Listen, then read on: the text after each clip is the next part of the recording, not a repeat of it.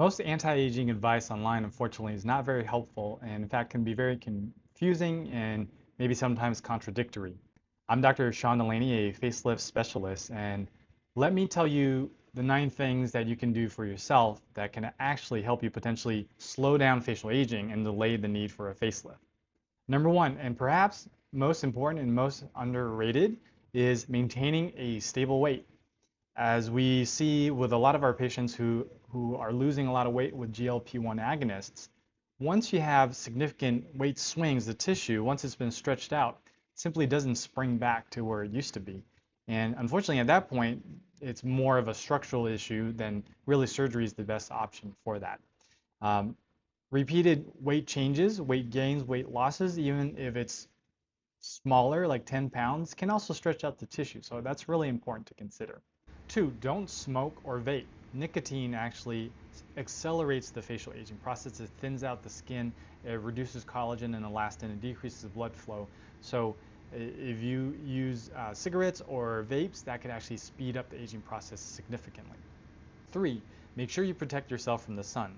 The UV rays hit our skin and then also thins out the skin, breaks up collagen and elastin, so it's important to make sure you're consistent using sunscreen, wearing hats when you're outside, wearing sunglasses to protect the skin around your eyes, and also making sure that you avoid chronic tanning.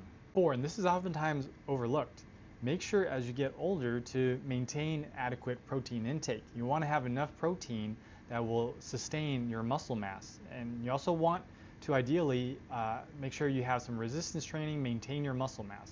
Now, this is not to say you have to work out your facial muscles, but you just want to make sure you maintain enough muscle mass in the body to maintain a healthy state. 5, for women in menopause or approaching menopause, for appropriate candidates, hormone replacement therapy may actually be very helpful. As we know, with decrease in estrogen, women's skin thins out, you lose elasticity, tissue becomes more lax, you have changes in your fat distribution. So in the right candidates, hormone replacement, when appropriately administered and monitored, can be very helpful in slowing down facial aging. 6, make sure you are getting enough sleep and you are managing the stresses in your life. This is also oftentimes overlooked, but having adequate sleep and making sure you're not constantly stressed and your cortisol levels are high and you actually have time to take care of yourself can actually go a long way in your overall facial aging. 7, avoid overfilling the face with fillers. Now, a little filler here and there, that's appropriate and can be very helpful, especially if you're somebody who doesn't quite need a facelift or surgery yet. However, if the face is overfilled, the tissue planes and tissue compartments can be distorted. The lymphatic system that drains the swelling can also be clogged up. And that sometimes can create some long-standing changes that even if you dissolve the filler or if you get surgery later, may not fully recover. 8, make sure you have a good skincare regimen. A good regimen doesn't necessarily mean it has to be expensive. What's important is, again, sun protection. Make sure you have some type of retinoids or tretinoin cream, something to keep the skin turning over. And most importantly, just make sure you are consistent. Consistency is more important than anything else. And number 9, and oftentimes overlooked, is make sure you have a good metabolic health. Okay, and then the number one that we think about, the number one issue is diabetes and our body's ability to handle sugar.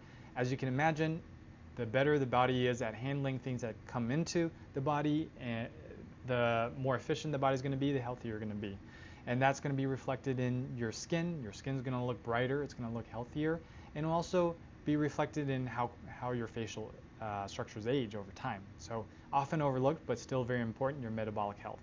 And finally, genetics matters, and eventually gravity does still win out, despite following all those 9 points religiously. And then when we see structural changes, such as deepening nasolabial folds, jowling, loose skin, surgery, specifically a face and neck lift, still remains the most effective option at reversing those changes.